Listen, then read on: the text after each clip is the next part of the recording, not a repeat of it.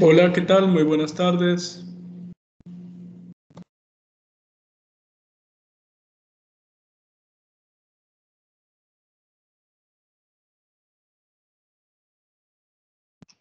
¿Qué tal? Muy buenas tardes, compañera Lisbeth, María de Guadalupe y Williams. Vamos a dar inicio, por favor.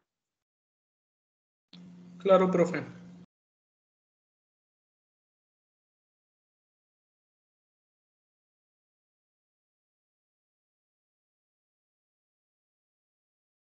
Muy bien, pues me da mucho gusto saludarles, darles la bienvenida.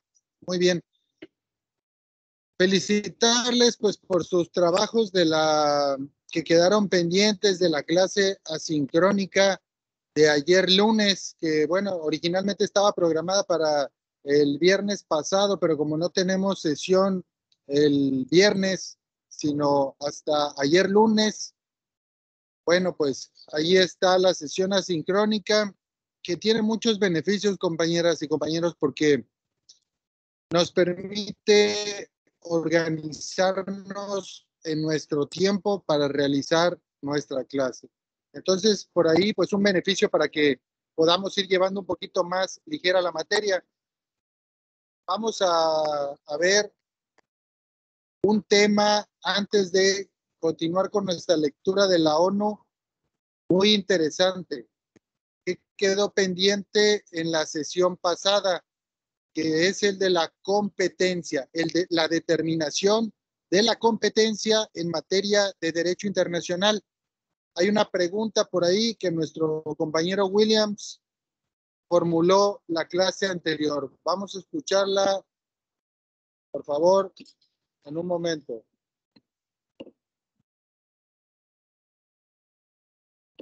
Profe, a mí me resulta un poco confuso. No le entiendo muy bien. Lo que entiendo es que al final debe operar el derecho de manera lógica y sobre todo tomando en cuenta la realidad en la que debe operar. Pero ¿cuál es esa realidad en la que debe operar? Eso es lo que no entiendo. O sea, cuando hay una situación en la que se involucran a una persona o varias personas con varios estados donde operan varios derechos de manera distinta, ¿a cuál realidad jurídica nos debemos apegar? Bueno, muy bien. Esto lo pongo para que recordemos de qué estábamos hablando. En esa sesión, obviamente, pues ya di una respuesta, pero quiero pormenorizar un poquito más los ámbitos de validez de la norma, de la competencia, para determinar la competencia y sobre todo que vean ustedes ahorita mismo en pantalla lo que estamos hablando, ¿no? ¿Cómo es que se determina la competencia? Entonces, mucha atención, por favor. Voy a poner en pantalla a continuación el Código Civil del Estado, el Código Civil Federal. Vamos a ver si me aparece en pantalla en un momento. Listo, ya lo podemos ver. Muy bien. Ok, entonces miren. Aquí, ¿por qué se los pongo? Porque la pregunta que hizo el compañero Williams es muy importante en términos de nuestra carrera del ejercicio profesional, porque esta pregunta de que a qué realidad jurídica nos vamos a ceñir o ajustar tiene que ver con la determinación de la competencia. Ya lo decía yo ayer, hay unas reglas determinadas que sirven para, valga la redundancia, determinar cuál competencia vamos a seguir.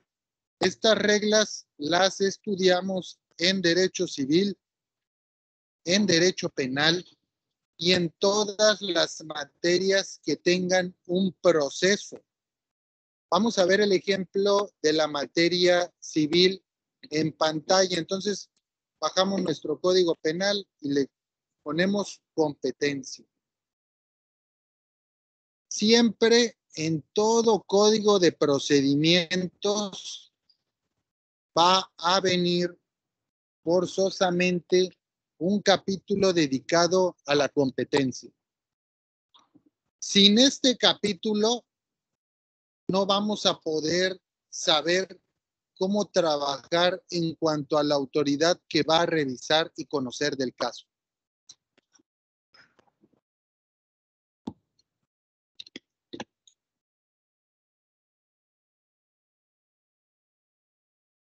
Las características o los elementos, los requisitos que tenemos que estudiar para determinar la competencia son muchos. Por eso me quise detener en esta explicación, ya que es cierto que de acuerdo a los ámbitos de validez se determina la competencia. Pero, por ejemplo, en pantalla vemos cómo un juez puede sostener o no puede sostener competencia por diversas causas. Puede ser que la competencia que sostenga un juez sea nula por pleno derecho, que esa competencia se pueda impugnar, que el juez se pueda excusar del conocimiento de un caso determinado, que al juez, al ministro o al magistrado lo pueda un tercero recusar por una competencia indebidamente sostenida. Puede haber una causa superveniente de incompetencia, es decir, primero el juez era competente, pero con posterioridad, dentro de la secuela del caso, sobrevino una causal de incompetencia, lo cual es una causal superveniente porque no teníamos conocimiento de esta causal. Si seguimos revisando el capítulo del Código Civil relativo a la competencia, nos vamos a dar cuenta de más cosas que no podemos pretender que en un ratito nos grabemos todo el tema de competencias al resolver una u otra duda. Como ya llevaron civil y penal, yo les recomiendo, y aparte procedimientos de cada materia, yo les recomiendo releer, reestudiar estos capítulos del Código Civil y del Código Penal, por mencionar algunas materias para que se vayan actualizando y empapando sobre cómo el abogado va a defender la competencia, caray, no solo en materia de derecho internacional, sino en cualquier materia. Hay que ver que la competencia también se sostiene de acuerdo a los rangos federal, estatal y municipal. ¿Por qué lo digo? Por la cuantía. Por eso existen juzgados de paz cuando la cuantía del negocio es ínfima, es muy poca. Y los juzgados civiles ya cuando la cuantía aumenta. También en derecho familiar sucede lo mismo para juzgados de paz y juzgados familiares. Vamos a ver que la competencia también se sostiene por materia. Si es civil, pues obviamente tiene que ser competente un juez civil, no uno penal. También por territorio. Si un asunto si un departamento se arrendó en la Ciudad de México, pues lo lógico es que la competencia la sostenga un juez de la Ciudad de México. Sí, en cuanto a que hablamos de la competencia por territorio. ¿Sí? Vamos a seguir. Aquí, ¿qué surge? Sí, pero es que en derecho internacional yo me refiero a una competencia con otro país. Volvemos a lo mismo. Si se arrendó la casa en México, ya tienes una pista clara de cuál es la competencia. Pero si en cambio se arrendó el departamento en Francia, es claro que la competencia francesa, por cuestiones de territorialidad, de materialización del caso, pues tiene mayor preponderancia para Francia. Mucho ojo, excepto si se firmó un contrato y dentro de las cláusulas contractuales se pactó que las partes se subsumieran a la competencia de los tribunales en la Ciudad de México. Mucho ojo con todos estos supuestos que van surgiendo. porque por supuesto que los vamos a comentar. Aquí vemos en pantalla las competencias de los niveles de gobierno, tribunales federales y estatales, las cuales están delimitadas por la ley. Ya hablamos de la inhibitoria, de la declinatoria y de los impedimentos que pueden dar, de las excusas, motivo a estas excusas o recusaciones. Muy bien, vamos a pasar a continuación al Código Penal para que podamos ver un ejemplo ahora en materia penal sobre este tratamiento del que les hablaba en torno a la competencia. El Código Penal tiene una parte, es la parte sustantiva del derecho penal. Pero el Código de Procedimientos Penales Federales antes era la parte adjetiva de la materia penal. Cada entidad federativa tenía dispersión normativa o procedimiento penal disperso, heterogéneo, porque era diferente en cada entidad federativa, como hacía el ejemplo la sesión anterior en materia civil. Sin embargo, pues yo lo celebré siempre. El gobierno federal impulsó el Código Nacional de Procedimientos Penales, que recoge todos los procedimientos de todas las entidades federativas y lo conforma en uno solo a nivel nacional, independientemente del territorio del país en donde nos encontremos o donde haya surgido el delito. Dentro de las reglas de competencia para materia penal, el lugar del delito tiene o cobra una importancia fundamental que da origen a la competencia de las autoridades penales. No va a venir un policía francés a la colonia Gaviotas, en donde se llevó a cabo un robo, aunque el ciudadano sea francés, mexicana, no la francesa, independientemente de que con posterioridad, a través de diversos tratados internacionales, se haya pactado el tratamiento o las excepciones competenciales. En estos casos, debemos de estudiar y de tener presente las reglas para determinar la competencia en cada materia. Aquí vemos, por ejemplo, incluso la determinación de la competencia auxiliar por razones de seguridad, etcétera, etcétera, etcétera. También la declinatoria, porque aunque sean materias diferentes, hay figuras que aplican. Aquí, por ejemplo, ya estamos viendo acumulación, litispendencia, aunque no exista aquí en pantalla todavía, vemos que hay figuras que también inciden en la determinación de la jurisdicción o la competencia de nuestro caso concreto. Hasta aquí, en conclusión, vemos que la determinación de la competencia o de la realidad jurídica va en razón del caso, es casuística.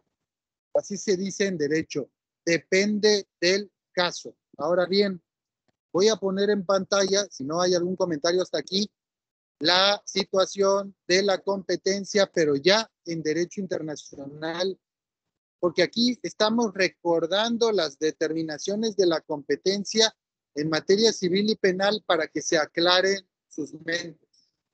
Pero a continuación vamos a ver ya el caso de la competencia en cuestiones de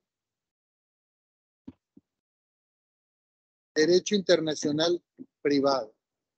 ¿Sí? Vamos a poner en pantalla en un momento mi navegador.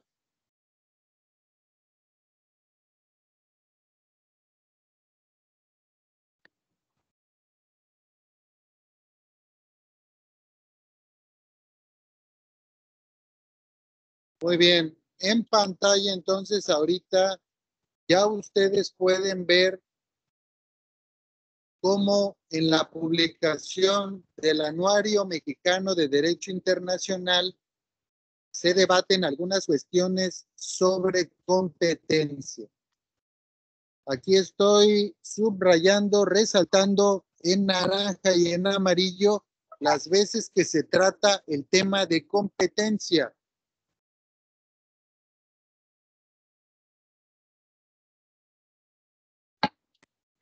Podemos ver cómo la competencia, entonces, en materia internacional privada, depende mucho de la celebración de los tratados internacionales de que se trate nuestra materia.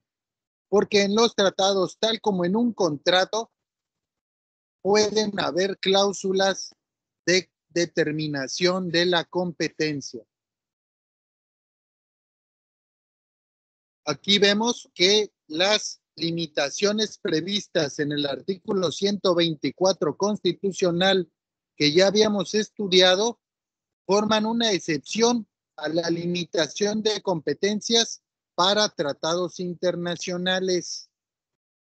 También vemos que son diversas las interrogantes que pueden surgir para determinar el orden jurídico que se debe de aplicar en un determinado asunto de derecho internacional privado en función de la distribución de competencias que se pueda dar no solo en la Carta Magna, sino en los tratados internacionales que, como estábamos viendo hace unos momentos, se pudieran haber firmado por parte del Estado mexicano o no. También es importante resaltar el hecho de que lo pudo haber firmado México, pero luego ya no lo ratifica. Muy bien. Aquí vamos a ver, obviamente que yo les recomiendo la lectura de todo este documento. No lo voy a leer ni lo voy a incluir en el examen, porque obviamente pues son ya cuestiones especializadas sobre la materia, pero que yo les invito a que si tienen alguna duda o algún comentario, sin temor, con plena confianza, me lo pregunten y lo vamos a seguir abordando, no solo durante el curso, sino en esta clase, en esta sesión. ¿Sí? Aquí mi intención es que vayan viendo cómo para determinar la competencia en derecho internacional no necesito este curso de derecho internacional. ¿Qué es lo que necesito? Haber estudiado la carrera de derecho con sumo cuidado, porque las reglas para determinar la realidad jurídica aplicable a cada caso, pues depende de la materia. Por eso tenemos que tener muy avispada la mente en la materia de que se trate. Por ejemplo, si es derecho familiar, pues tendremos que haber estudiado derecho civil y familiar a fondo, a fondo. Aquí vamos a ver en la página del Gobierno de México cómo el tratado internacional que se llama Reconocimiento por parte de México de la competencia contenciosa de la Corte Interamericana de Derechos Humanos, según la Convención Americana sobre Derechos Humanos, Pacto de San José de Costa Rica, es fundamental para determinar la competencia y escapa a todas las reglas del Código Civil o Penal que pudiéramos haber estudiado, porque aquí México formula una declaración para reconocer competencia contenciosa de la Corte Interamericana. ¿Se dan cuenta? Eso es todo. Los Estados Unidos mexicanos reconocen como obligatoria de pleno derecho la competencia contenciosa de la Corte Interamericana de Derechos Humanos. ¿Sobre qué? Sobre todo caso relativo a la interpretación o aplicación de la Convención Americana sobre Derechos Humanos.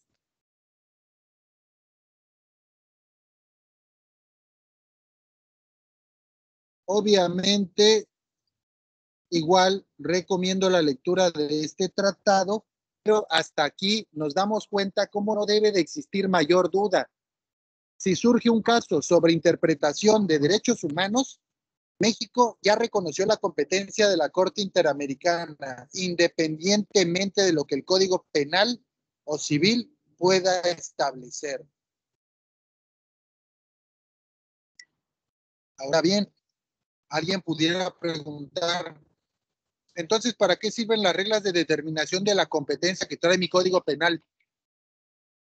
Porque forman base de la teoría general del proceso que también se estudia en la licenciatura y que tienes que saberte, porque cuando estás en una sede de derecho internacional, o miren jóvenes, cuando estás debatiendo con un abogado que sabe derecho internacional, necesitas forzosamente sostener las reglas de competencia de tu Código Penal y Civil.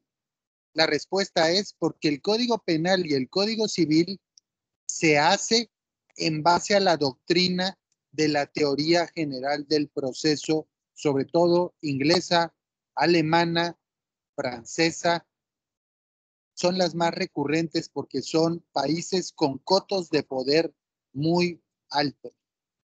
Vamos a ver rápidamente cómo el Centro de Investigación y Docencia Económica, que forma parte del sistema del CONACYT, del Consejo Nacional de Ciencia y Tecnología, hace también un análisis breve sobre la competencia.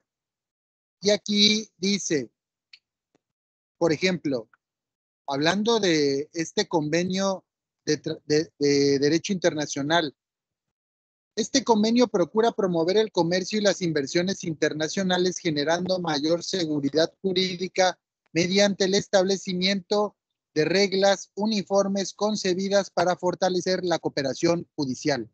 Tales reglas conciernen a la competencia judicial internacional directa para conocer y resolver un caso, así como a la indirecta para reconocer y ejecutar sentencias extranjeras que satisfagan ciertos requisitos mínimos. Además, ya en la esfera de la competencia internacional indirecta, se establece que toda resolución dictada por el tribunal designado por las partes debe ser reconocida y ejecutada en los demás estados contratantes. Ojo aquí, mucho ojo en estas breves líneas.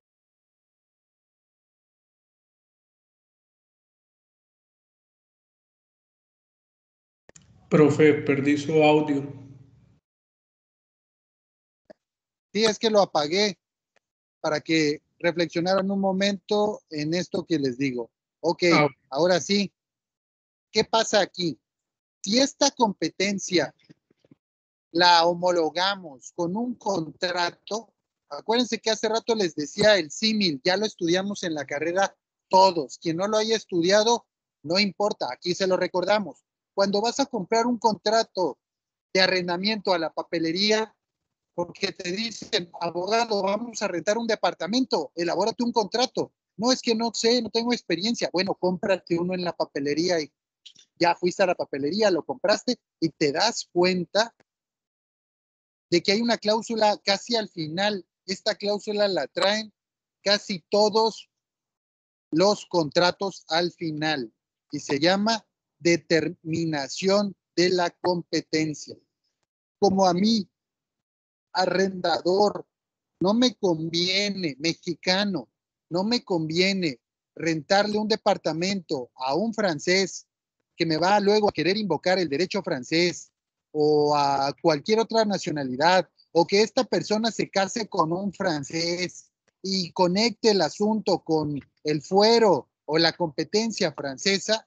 Yo hábilmente como abogado ya estudié en la carrera que voy a poner las partes contratantes asumirán la competencia de los tribunales de la ciudad de Villahermosa, Tabasco, México, para la resolución de toda controversia o conflicto que se pudiera suscitar con motivo de la interpretación del presente instrumento legal.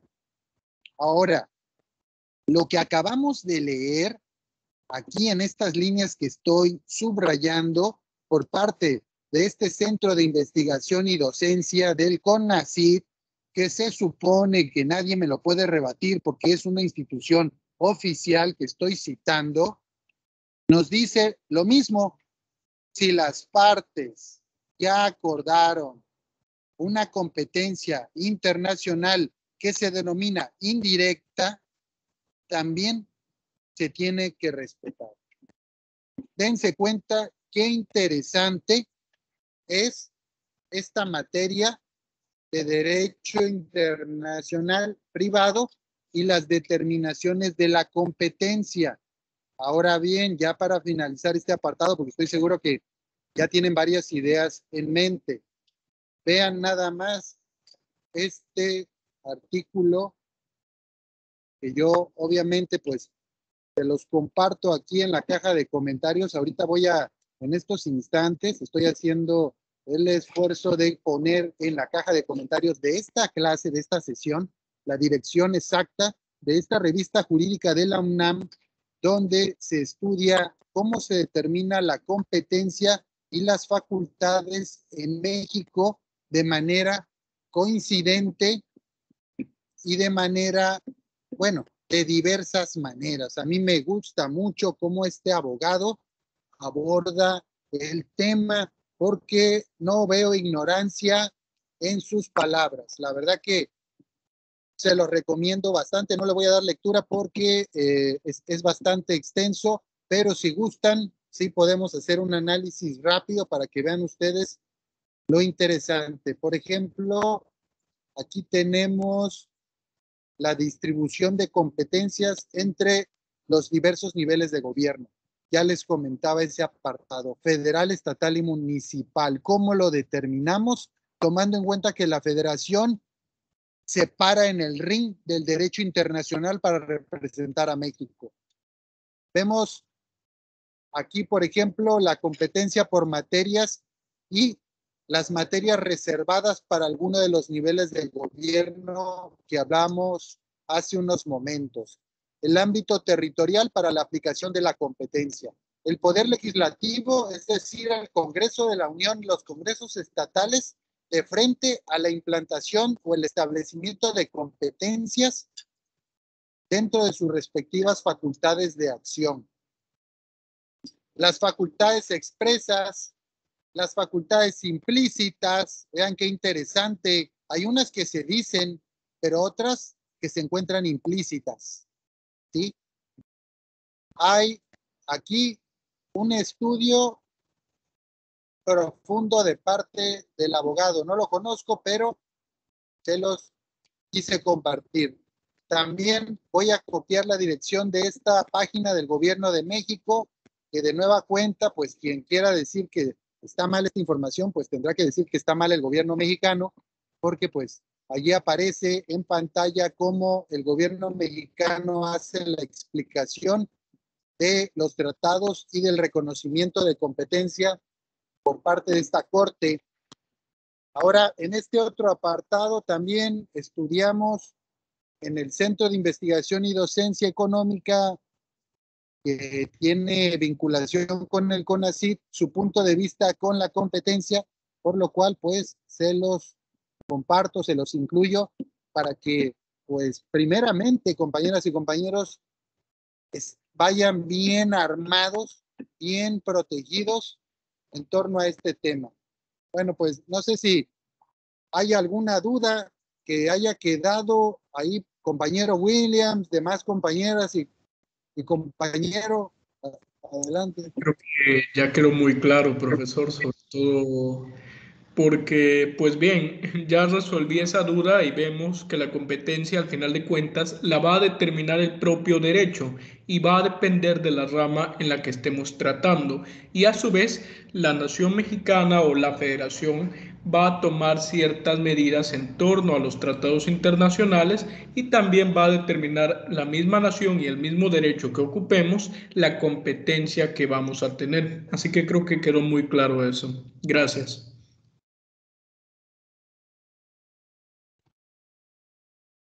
Nada que agradecer, compañero, pues estamos ahí cumpliendo este trabajo que pues es un apostolado del conocimiento. Si no no le echamos ganas en nuestras trincheras, pues vamos en decadencia. Y me da mucho gusto escuchar ya un criterio de tu parte bastante robustecido. Ahora, a las compañeras, también al compañero Suancal, miren, esto yo sé que algunos de ustedes dicen, no es posible, nada más en esta clase ya se tocaron una infinidad de temas para determinar la competencia.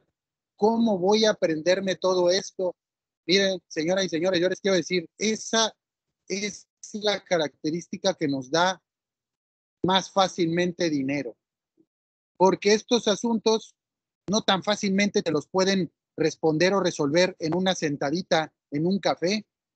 Necesitas sacar un armamento de normas y de doctrina. Los tratados son normas y ponérselos enfrente al cliente para que vea que no estás jugando, que conoces tu trabajo. Claro, hay gente que tiene relaciones públicas, relaciones políticas que les permiten llevar asuntos de este tipo, y yo se los digo de verdad, sin tener mucho conocimiento de derecho internacional, pero esos ya son otros niveles. Cuando uno está iniciando, cuando uno está empezando, necesita uno tener todo el bagaje académico para poder argumentar estas cosas, estos temas, estas dudas que las personas te las plantean en cualquier momento. Muy bien. Ahora vamos a proceder, ya cerrado este subtema, a ver nuestra tarea, nuestra actividad de la clase asíncrona del día lunes, del día de ayer, que originalmente iba a ser para el día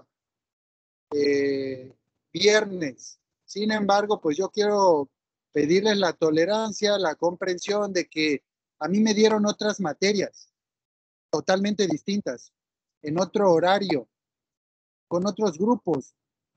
Y al final, 3 días, el miércoles en la tarde, antes de que iniciaran las clases, me dieron estas materias. Por eso es que no me sé bien el horario, a veces puedo confundirme en el nombre de la materia, no les he dado la dosificación o la planificación didáctica donde se ve todo lo que vamos a ver en el curso, pero les recuerdo, en estas 2 semanas, ya que no es una cuestión ajena al profesor, les voy a dar ya esta información. Ya les di el programa de estudio, método de evaluación, los temas del programa de estudio leídos, la bibliografía y algunos otros puntos, compañeras y compañeros. Pero es su derecho conocer ya el plan de clase que yo ya tenía hecho, pero para otros 5 grupos. Y al final, pues como digo, alguien se arrepintió, alguien cayó en una idea ahí y me da otras materias. Entonces, pues es una sorpresa, nosotros no nos íbamos a ver, este grupo no lo iba yo a tener, pero pues afortunadamente estamos aquí presentes y pues con una materia preciosa, porque hay otras materias de relleno que luego dan como, bueno, no voy a decir el nombre, pero materias de derecho real son estas, que como hemos visto, puedes hablar infinidad de temas. Bueno, vamos a poner entonces en pantalla, ahora sí, nuestra actividad asíncrona. Un segundo, por favor.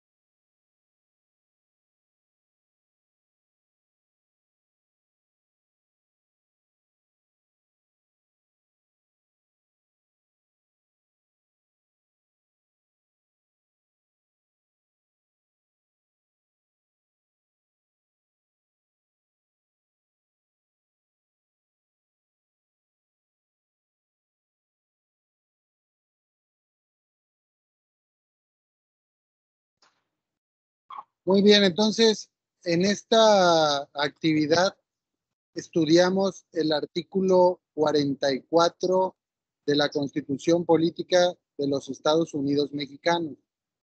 Este artículo 44 se los coloqué porque a ustedes, estudiantes de Derecho Internacional Privado, les van a servir muchísimo estos análisis rápidos que vamos a realizar.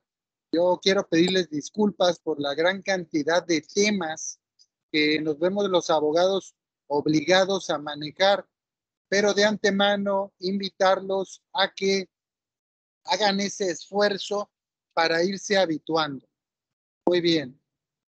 Vamos a poner el artículo 44 en pantalla.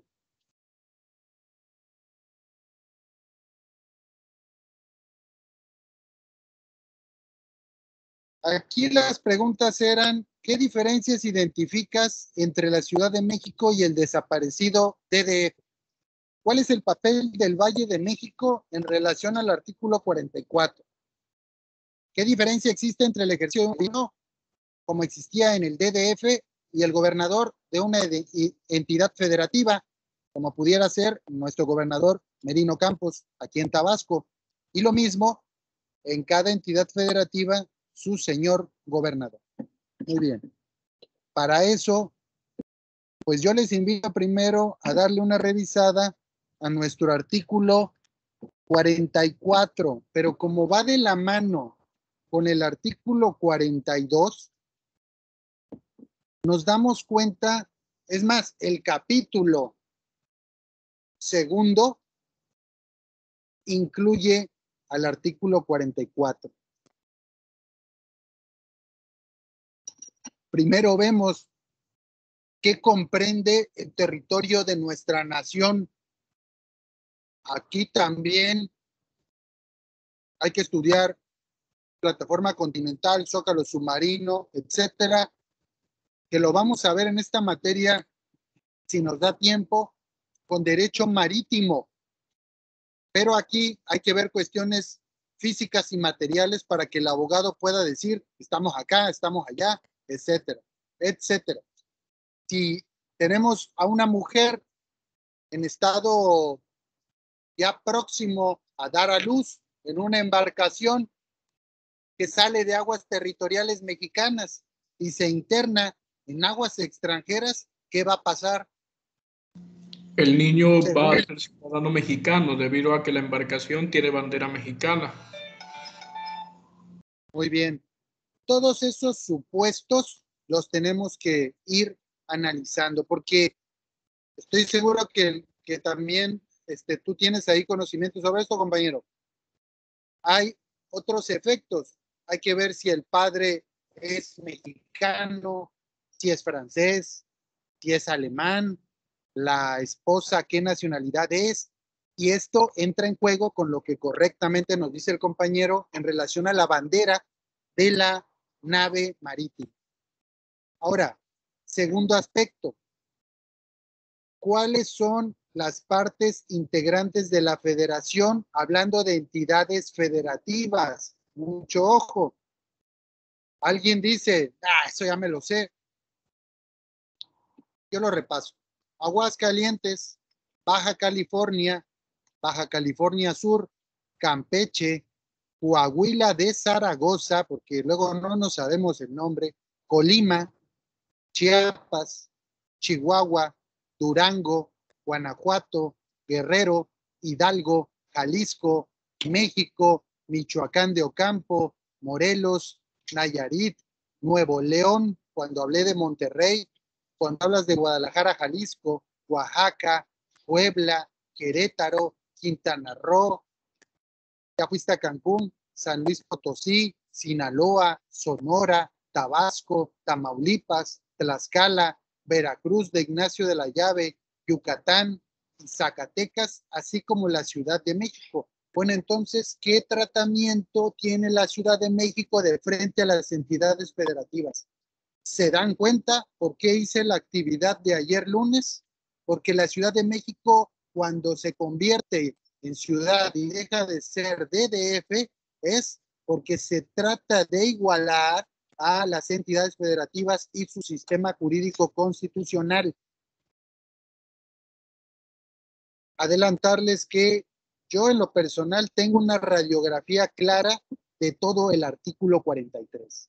Mucho ojo, si no tienes un análisis del artículo 43 a estas alturas, hay que preocuparse. ¿Qué estados son los que tienen una mayor prevalencia delictiva? ¿Dónde secuestran más? ¿Dónde hay robo en la calle a traducente? ¿Dónde hay robo de vehículo? ¿Dónde cobran más caras las licencias, las tarjetas de circulación, en general los impuestos para poner un negocio? ¿Dónde, en qué estados de la República la gente tiene más envidia en contra de quienes están emprendiendo una nueva vida? Yo me acuerdo en la prepa, en la secundaria, tenía muchas amigas y amigos, y hoy estoy en la misma área, en la misma colonia, no veo más que a dos o tres, dos sumidos en el alcohol y otro parece que se va a morir. Hay que tener los ojos muy abiertos y muy claros, sobre todo para el sector poblacional de la juventud.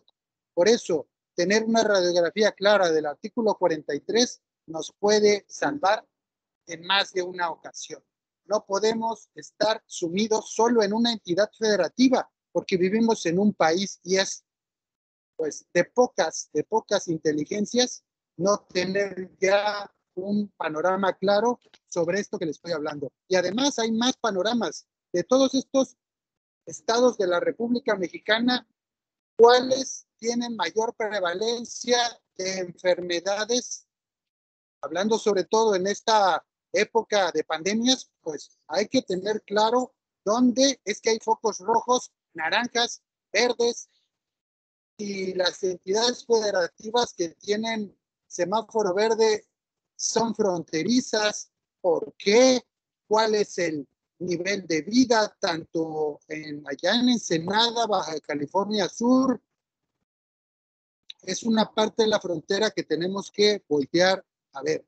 Y bueno, finalmente llegamos ya por fin a las 17:44 horas al artículo 44. La Ciudad de México es la entidad federativa de los sedes.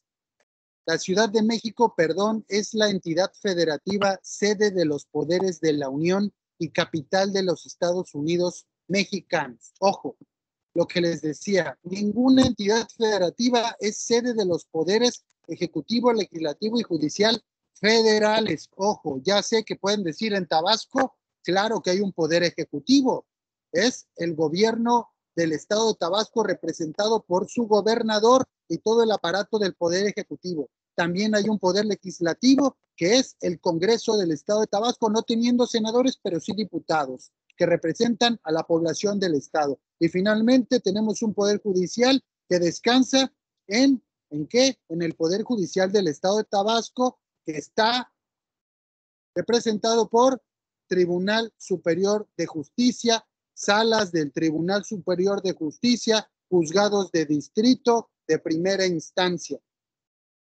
Ese es Poder Judicial estatal, pero arriba viene el federal, siendo que el federal no está como en sede de los estados. Es cierto que hay una representación, mucho ojo, porque aquí vamos con derecho administrativo que ya debieron de haber cursado y estudiado. Porque hay un juzgado de distrito que es federal aquí en la entidad federativa, es una representación del Poder Judicial Federal acá en el estado para conocer de los asuntos de su competencia, aunque estén en territorio estatal.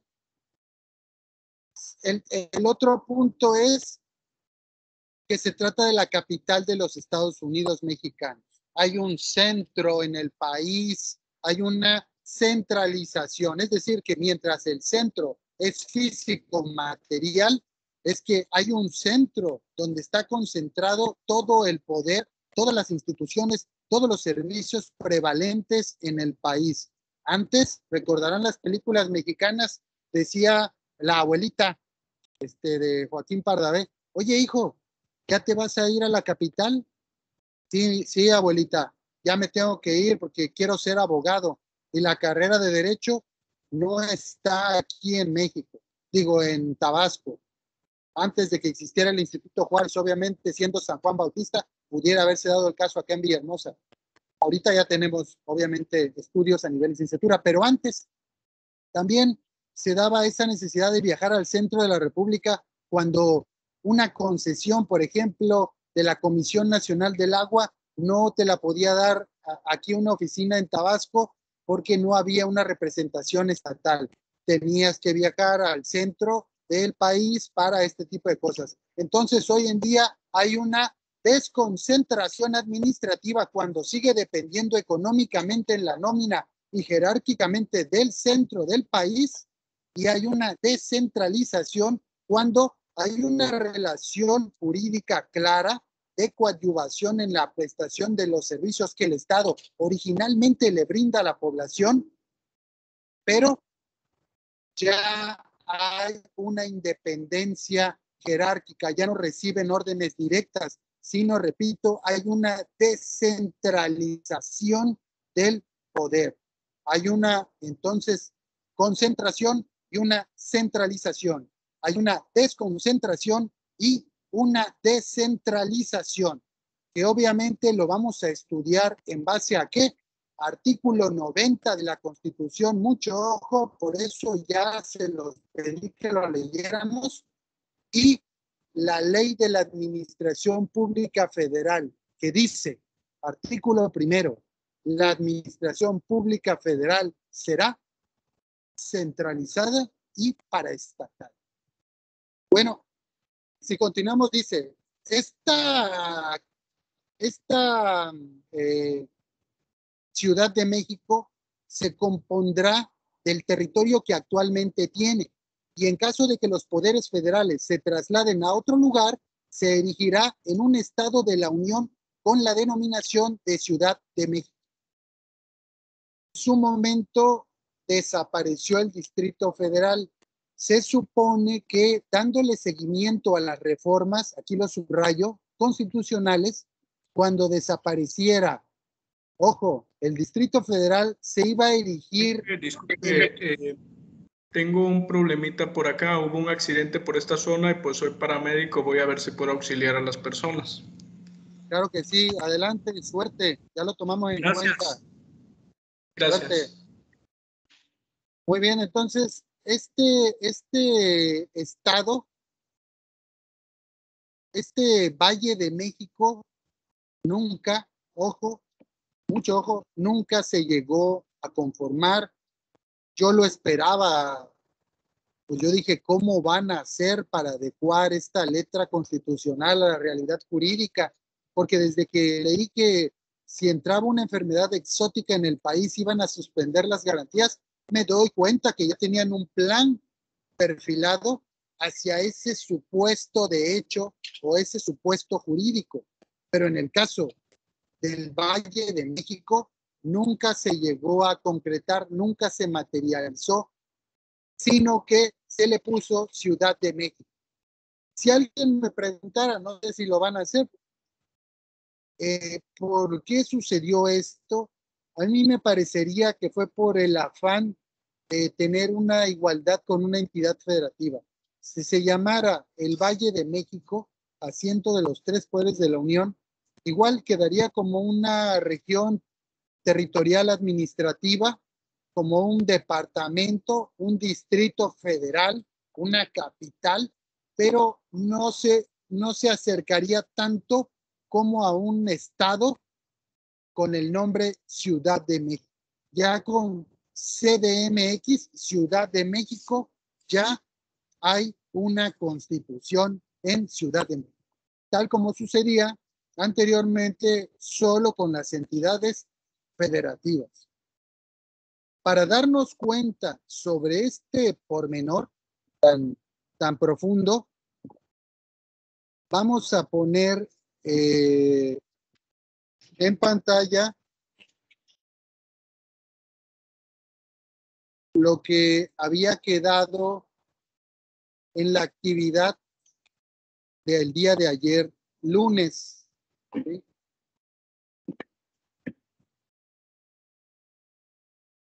Vamos a ver cómo la Constitución En su artículo 44 se veía antes. Ya con este punto, ustedes deben de tener la noción sobre el Valle de México. Aquí en pantalla vemos, al entrar en la página de la Constitución Política de los Estados Unidos Mexicanos, las reformas que ha sufrido por decreto en orden cronológico, es decir, desde que inició el ejercicio presidencial en México. Las reformas por artículo, y este es el que vamos a escoger. Vámonos al artículo 44. Nada más tiene 2 reformas. Esto para saber cómo era el artículo 44 en aquellos años, es decir, del 5 de febrero de 1917 hasta el 25 de octubre de 1993, para luego sufrir otro cambio el 29 de enero de 2016, hace solo 4 años. Muy bien, vámonos al artículo 44, adelantándonos aquí un poquito durante el ejercicio del licenciado Peña Nieto, y acá durante el ejercicio de ¿quién? De Venustiano Carranza y Garzas. Artículo 44. Ojo, ¿cómo está ahorita y cómo estaba antes? Por eso les digo, la visión que tiene el abogado ya grande se complementa con estos aspectos históricos. La Ciudad de México es el Distrito Federal. Ojo, que se habla ya desde el 5 de febrero de 17 de CDMX como sede de los poderes de la Unión.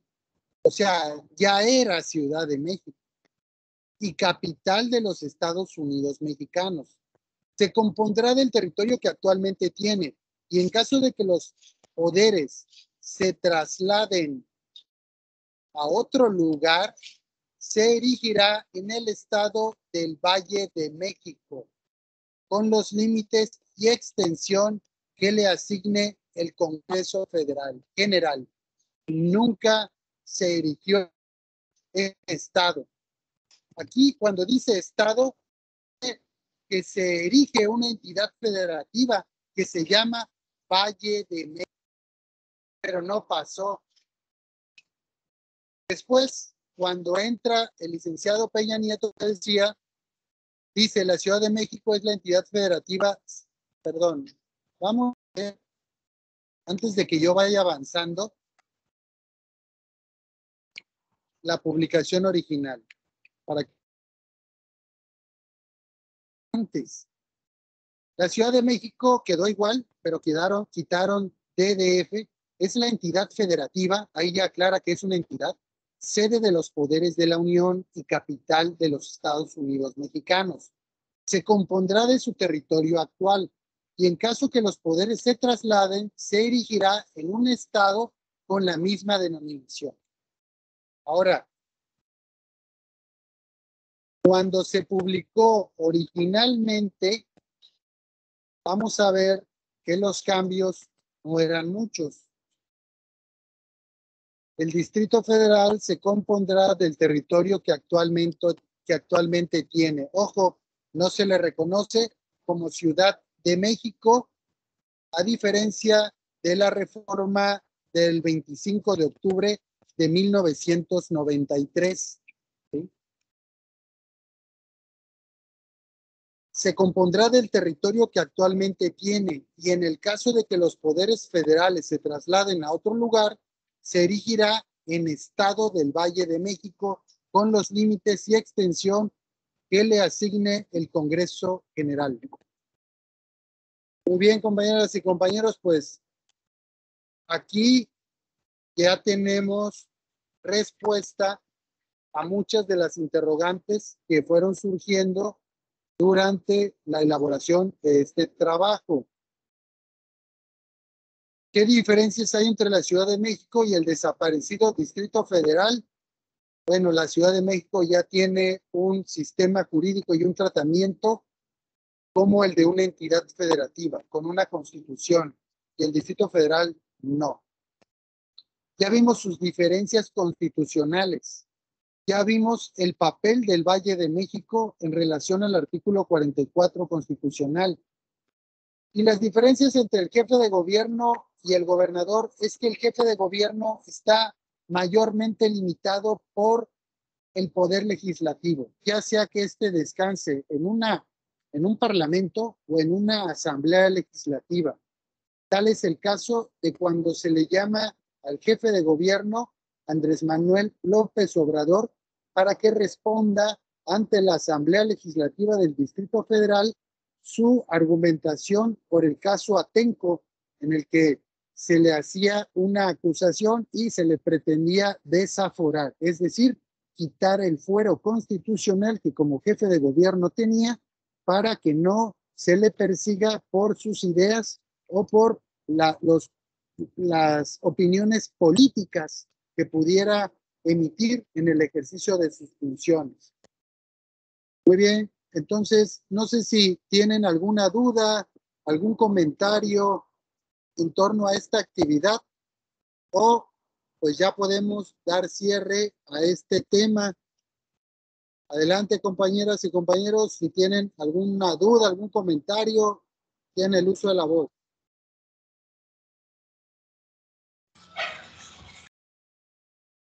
De mi parte no, profesor.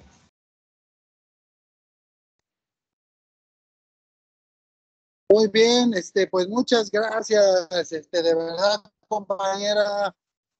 compañeras y compañero Gerardo. Ya son las 17:59 horas. Vamos a cerrar esta sesión de Derecho Internacional Privado y pues nos vemos el día de mañana, por favor. Un fuerte abrazo. Saludos.